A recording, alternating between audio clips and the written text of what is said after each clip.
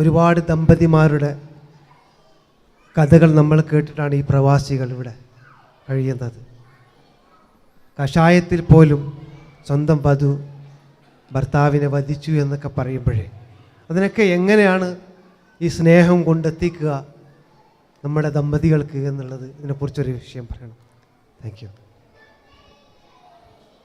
അല്ലെങ്കിൽ പ്രവാസികൾ എന്നുള്ളതുകൊണ്ട് ഉദ്ദേശിച്ചത് പ്രവാസികളുടെ ഭാര്യമാർ നാട്ടിൽ അങ്ങനെയുള്ളതാണോ? സാധാരണ നമ്മുടെ പ്രഭാഷണങ്ങളിലും മറ്റുമൊക്കെ ഏറ്റവും കൂടുതൽ കുറ്റപ്പെടുത്തപ്പെടുന്ന ആളുകളാണ് ആര്? പ്രവാസികളുടെ ഭാര്യമാർ. പക്ഷെ വെറുതെ ഒന്ന് ആലോചിച്ച് നോക്കുന്നുണ്ടോ, നമ്മുടെ നാട്ടിൽ ഉണ്ടായിട്ടുള്ള വലിയ നവോത്ഥാനമില്ലേ, വിദ്യാഭ്യാസപരമായും സാമൂഹികമായും ഉണ്ടായിട്ടുള്ള വലിയ മുന്നേറ്റങ്ങളില്ലേ, ആ മുന്നേറ്റങ്ങളിൽ ഒറ്റയ്ക്ക് പൊരുതിയ പ്രവാസി ഭാര്യമാർ നടത്തിയിട്ടുള്ള സംഭാവന എത്ര വലുതാണ് എന്ന് ശരിക്കും പഠനം നടത്തേണ്ടതാണ്. ഭർത്താവ് നാട്ടിലില്ലാതെ ആ ഭർത്താവ് അയച്ചു കൊടുക്കുന്ന പണം കൊണ്ട് അവരുണ്ടാക്കിയിട്ടുള്ള വിപ്ലവങ്ങളുണ്ട്. മക്കളുടെ പഠനം, വീടിൻ്റെ ഉത്തരവാദിത്വം, കുടുംബത്തിൻ്റെ ഉത്തരവാദിത്വം, ഒരുപാട് നാനാവിധത്തിലുള്ള ഉത്തരവാദിത്തങ്ങൾ മുഴുവനും ഒരൊറ്റ പെണ്ണ്, റേഷൻ ഷാപ്പിലേക്ക് പോലും ഒറ്റയ്ക്ക് മുമ്പ് പോയിട്ടില്ലാത്തൊരു പാവം പെണ്ണ് ഒരു വീടിൻ്റെ ഉത്തരവാദിത്വം എത്ര ഭംഗിയോടെയാണ് നിർവഹിച്ചത്. ഇങ്ങനെ എത്ര കണക്കിന് ലക്ഷക്കണക്കിന് വീടുകൾ. നമ്മുടെ വിദ്യാർത്ഥികൾ പഠനം നടത്തേണ്ട ഒരു മേഖലയാണ്. പ്രവാസി ഭാര്യമാർ സമൂഹത്തിൽ ഉണ്ടാക്കിയിട്ടുള്ള, ഒറ്റയ്ക്ക് നടത്തിയിട്ടുള്ള വിപ്ലവം എത്ര വലുതാണ് എന്ന്. എന്നിട്ടോ നേരെ തിരിച്ചെന്താ അവർക്ക് കേൾക്കേണ്ടി വരാറുള്ളത്? അവർക്ക് കുറേ പഴികളും പ്രഭാഷണത്തിന് പൊലിമ കൂട്ടാനുള്ള കുറേ കഥകളും ഇല്ലാ കഥകളും ഒക്കെ ചേർത്തിട്ട് അവരെക്കുറിച്ച് പറയുന്നത് എന്തൊക്കെയാണ്? എനിക്ക് ഏറ്റവും റെസ്പെക്റ്റുള്ള ആളുകളാണ് അവർ. ഒറ്റയ്ക്ക് ആ ഏകാന്തതയുടെയും ഒറ്റപ്പെടലിൻ്റെയും കൂടെ ഒരാളില്ലാത്തതിൻ്റെ വലിയ പ്രയാസങ്ങളൊക്കെ അനുഭവിക്കുമ്പോഴും അവരെന്തൊക്കെയാണ് ഒരു സമൂഹത്തിൽ നിർവഹിച്ചിട്ടുള്ളത്. നമ്മുടെ കുട്ടികൾ വെറുതെ പഠിച്ചതല്ല, വെറുതെ കോളേജിലും ഡൽഹിയിലും ഹൈദരാബാദിലൊന്നും പോയിട്ട് പഠിച്ചതല്ല. അതിൻ്റെയൊക്കെ പിന്നിലൊരു ഉമ്മയുണ്ടായിരുന്നു. 10ാം ക്ലാസ് വരെയോ 9ാം ക്ലാസ് വരെയോ മാത്രം പഠിച്ച് മലയാളം മാത്രം വായിക്കാൻ അറിയുന്ന, വല്ലപ്പോഴും വരുന്നൊരു ഫോൺ കോളിനും കത്തിനൊക്കെ വേണ്ടി കാത്തിരുന്ന ഒരു പാവം ഉമ്മയുണ്ടായിരുന്നു. ആ ഉമ്മ നമ്മുടെ ചരിത്രത്തിലൊന്നുമില്ല, ആർക്കും വേണ്ട. കുറ്റം പറയാൻ മാത്രമുള്ള കുറച്ച് ആളുകൾ, അവർ മോശക്കാരാണ്, അവരതാണ് ഇതാണെന്ന് പറഞ്ഞിട്ട് സങ്കടം വരും അത് കേൾക്കുമ്പോൾ. പിന്നെ ഈ പറഞ്ഞ പോലെ ക്രൈം അല്ലേ, അത് നമുക്ക് പ്രഡിക്റ്റ് ചെയ്യാൻ കഴിയില്ല എന്നാണ്. പക്ഷെ എനിക്കെപ്പോഴും തോന്നാറുണ്ട്, കൂടെയുള്ള സ്നേഹത്തെ വഞ്ചിക്കരുത്, കൂടെയുള്ള സ്നേഹത്തെ സംശയിക്കുകയും ചെയ്യരുത്. സംശയിക്കാനൊരു ഇട കൊടുക്കാതിരുന്നാൽ മതി. കൂടെയുള്ളൊരു സ്നേഹമില്ലേ, അതിനെ സംശയിക്കരുത്. കൂടെയുള്ളൊരു സ്നേഹമില്ലേ, അതിനെ പറ്റിക്കരുത്. അതാ നേരത്തെ പറഞ്ഞത്, പിരിയാനുള്ള ചാൻസൊക്കെ ഉണ്ട്, പക്ഷെ പറ്റിക്കാനുള്ളൊരു ചാൻസ് ഇല്ല. That's cruel.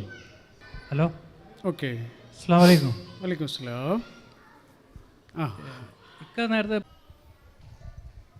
ജോലിയിലോ അല്ലെങ്കിൽ ഓഫീസിലോ എന്തെങ്കിലുമൊക്കെ അസ്വസ്ഥതയുമായി രാവിലെ പോയൊരു മനുഷ്യനേ അല്ല തിരിച്ചു വരുമ്പോൾ ഒന്നും പറയുന്നില്ല കേട്ടോ. ഒരിക്കലും പ്രതീക്ഷിക്കരുത് അയാളുടെ സങ്കടങ്ങൾ നിങ്ങളോട് പറയുന്നു. നടക്കുകയില്ല, പറയൂല. മഹാഭൂരിപക്ഷം വരുന്ന പുരുഷന്മാരും അയാളുടെ സങ്കടങ്ങൾ ഒരാളോടും പറയൂല. അതിനെന്തെങ്കിലും പരിഹാരം ഉണ്ടെങ്കിൽ അത് നോക്കുക എന്നല്ലാതെ ഷെയർ ചെയ്യുന്ന പരിപാടി ഉണ്ടാവില്ല. അപ്പം മുഖം വാടുന്നു, ആകെ ഒരാളിങ്ങനെ രൂപം തന്നെ മാറിയിരിക്കുന്നു. രാവിലെ പോയ ഒരാളേ അല്ല. നിങ്ങൾ ചെന്നിട്ട് ചോദിക്കും എന്ത് പറ്റി, ആൾ പറയൂല. എന്നോടെങ്കിലും ഒന്ന് പറഞ്ഞൂടെ എന്ന് ചോദിക്കും, പറയൂല. ഞാൻ കുറച്ചേരൊന്ന് ഒറ്റയ്ക്ക് ഇരിക്കട്ടെ എന്നൊക്കെ പറയും. എനിക്ക് കുറച്ചൊരു സമാധാനം തരുമെന്നൊക്കെ പറയും. അപ്പോൾ ഇവർ മക്കളെ പറഞ്ഞേക്കും, പാപ്പനോടൊന്ന് ചോദിച്ചു നോക്കൂ, അപ്പാക്ക് എന്തോ ഒരു പ്രയാസം ഉണ്ടെന്ന് ചെന്നിട്ട് ചോദിച്ചു നോക്കൂ. മക്കളെ വിടും, മക്കൾ ചെന്നിട്ട് ചോദിക്കുമ്പോൾ ഇയാൾ ദേഷ്യപ്പെടുക ചെയ്യുക. പുരുഷന്മാരങ്ങനെയാണ്, ദേഷ്യം വന്നാലും ദേഷ്യപ്പെടും, സങ്കടം വന്നാലും ദേഷ്യപ്പെടും. സ്ത്രീകളോ ദേഷ്യം വന്നാലും കരയും, സങ്കടം വന്നാലും കരയും. അവൾ നമ്മളെ വേദനിപ്പിച്ചാലും അവൾ കരയും, നമ്മളവളെ വേദനിപ്പിച്ചാലും അവൾ കരയും. പുരുഷൻ്റെ സങ്കടമൊക്കെ വരുമ്പോൾ ചില കാര്യങ്ങൾ നിങ്ങളോട് പറയണമെന്നൊന്നുമില്ല, പക്ഷെ നിങ്ങൾ ആ നിമിഷം ഒരു ഉമ്മയായിട്ട് മാറണം. അതെ, പെണ്ണിന് ഒറ്റ നിമിഷം കൊണ്ട് ഇതൊക്കെ ആകാൻ കഴിയും. കാമുകിയാകാനും സുഹൃത്താവാനും പെങ്ങളാവാനും ഉമ്മയാവാനും നിമിഷങ്ങൾ മതി. അവൾ നിങ്ങളോട് ദേഷ്യപ്പെടുന്നുണ്ടോ? ഉറപ്പിച്ചോളൂ, ഉമ്മയായിട്ടുണ്ട്. അല്ല വളരെ വാത്സല്യവും കുസൃതിയൊക്കെ വേണോ? അപ്പം ഉറപ്പിച്ചോളൂ, അനിയത്തിയായിട്ടുണ്ട്. വല്ലാത്തൊരു കൃപയും ദയയും ഒക്കെയാണോ? ഉറപ്പിച്ചോളൂ, താത്തയായിട്ടുണ്ട്. പ്രണയമാണോ? കാമുകയായിട്ടുണ്ട്.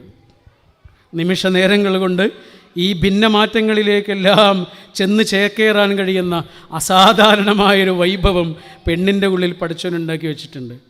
അപ്പോൾ ഇങ്ങനെ ചില കാര്യങ്ങൾ പറയാതെ ഒറ്റയ്ക്കിരിക്കാനും ഇങ്ങനെ ആലോചിച്ചിരിക്കാനൊക്കെ തുടങ്ങിയിട്ടുണ്ടെങ്കിൽ അപ്പം ആലോചിച്ചോളൂ.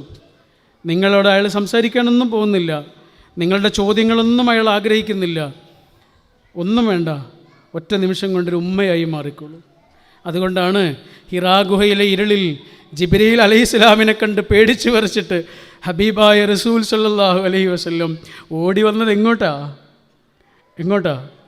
കുട്ടിക്കാലം മുതൽ കാണുന്ന മനുഷ്യന്മാരുള്ള നാടാണല്ലോ. എന്തേ അങ്ങോട്ടൊന്നും പോയിട്ടില്ലല്ലോ? 25-ാമത്തെ വയസ്സ് മുതൽ മാത്രം കണ്ട ഒരാളുടെ മടിത്തട്ട് തേടിപ്പോയത് എന്തുകൊണ്ടാണ്? എന്നിട്ട് അവിടെ ചെന്നിട്ട് ചോദിച്ചത് എന്താണ്? ജമ്മിലൂനി അല്ലേ? ജമ്മിലൂനി എന്ന് പറഞ്ഞാൽ എന്താ? എന്നെ പുതപ്പിട്ട് മൂടൂ. എന്ത് പതപ്പാ? ശീല കൊണ്ടുള്ള പതപ്പാ? അതിനാണെങ്കിൽ വേറെ എങ്ങോട്ടെങ്കിലും പോയപ്പോരെ. പിന്നെന്ത് പതപ്പാ? ഇളം ചൂടുള്ള നിൻ്റെ ശരീരം കൊണ്ട് എന്നെ വാരിപ്പുണരൂ. ജമ്മിലൂനി. ജമ്മിൽനി എന്നല്ല കേട്ടോ, നീ എന്നല്ല വിളിച്ചത്. അതും കൂടി ആലോചിക്കണോ? നീ എന്നാണ് നബി സല്ലല്ലാഹു അലൈഹി വസല്ലം ഭാര്യമാരെ വിളിച്ചിരുന്നതെങ്കിൽ ജമ്മിൽനി എന്നാണ് പറയുക. ഇവിടെ എന്താ പറഞ്ഞേ? ജമ്മിലൂനി, നിങ്ങൾ. കാരണം അതാരാന്നറിയുക? ഇത് ഉമ്മയാണ്. വളരെ കുറച്ച് സമയമേ പ്രണയമൊക്കെ വരുള്ളൂ, ബാക്കിയൊക്കെ ഉമ്മയാണ്.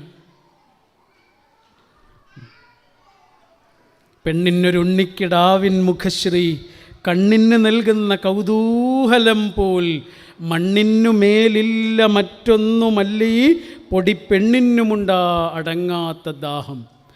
സദാസമയവും ഉമ്മയാണ്.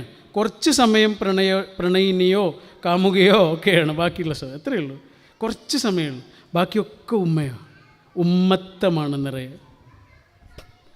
അതുകൊണ്ടാണൊരു ആൺകുട്ടിയുടെ കയ്യിലേക്ക് നിങ്ങളൊരു പാവക്കുട്ടിയെ കൊടുത്തു നോക്കൂ, കുറച്ച് സമയമൊക്കെ കൊണ്ട് നടക്കും, പിന്നെ അതിനെ തോക്കാക്കിയിട്ട് മാറ്റും അല്ലേ?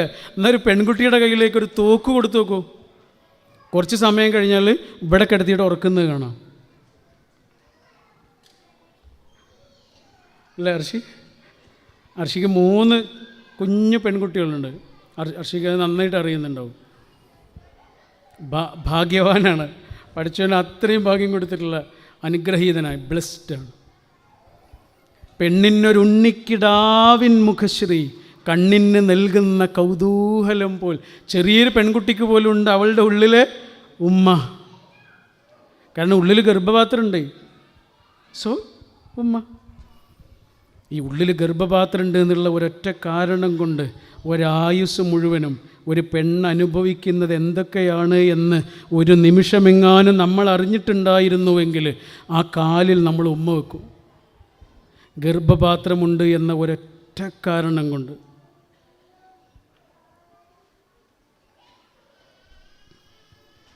ഒരു 12-13 വയസ്സാകുമ്പോഴേക്ക് ആരംഭിച്ചു തുടങ്ങുകയും ഒരു 40 വയസ്സോ 50 വയസ്സൊക്കെ ആകുമ്പോഴേക്ക് തീർന്നു തുടങ്ങുകയും ചെയ്യുന്നു എങ്കിലും അത് തീരുന്ന സമയത്ത് മെനപ്പോസിൻ്റെ സമയമാവട്ടെ, ഓരോ മാസവും കടന്നു പോകുന്ന ആ ദിവസങ്ങളുടെ കാലമാവട്ടെ, ഗർഭപാത്രം ഉള്ളിലുണ്ട് എന്ന ഒരൊറ്റ കാരണം കൊണ്ട് ഒരു പെണ്ണ് അനുഭവിക്കുന്നത് എന്തൊക്കെയാണ് എന്ന് ഒരു നിമിഷം ഒന്നറിഞ്ഞിരുന്നെങ്കിൽ നീ ഒന്നും ചെയ്യണ്ടെന്ന് പറയും. അതുകൊണ്ടാണ് ജമ്മിൽനി അല്ല ജമ്മിലൂനി.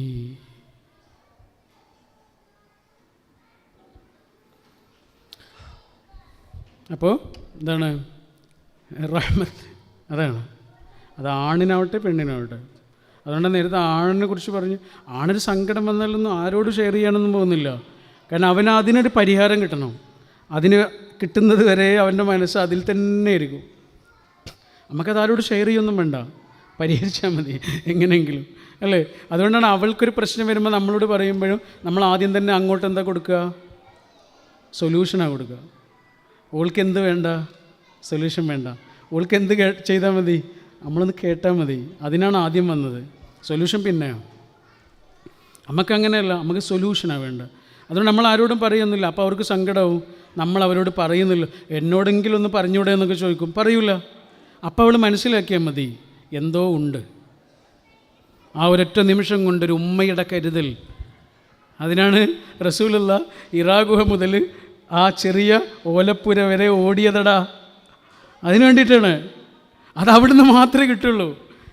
അറിയാത്ത മഹാരഹസ്യങ്ങളുമായി ഒഴുകുന്ന സമുദ്രങ്ങളൊക്കെ അപ്പുറത്തുണ്ടാവും. പക്ഷെ വേണ്ട, എനിക്ക് നന്നായി അറിയുന്ന നിളാനദിയുണ്ട് എൻ്റെ വീട്ടിൽ, അത് മതി.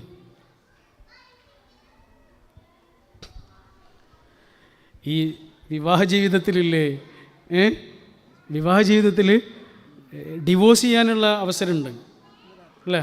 പിരിയാനുള്ള അവസരമുണ്ട് വേണമെങ്കിൽ. പക്ഷേ പറ്റിക്കാനുള്ള അവസരമില്ല.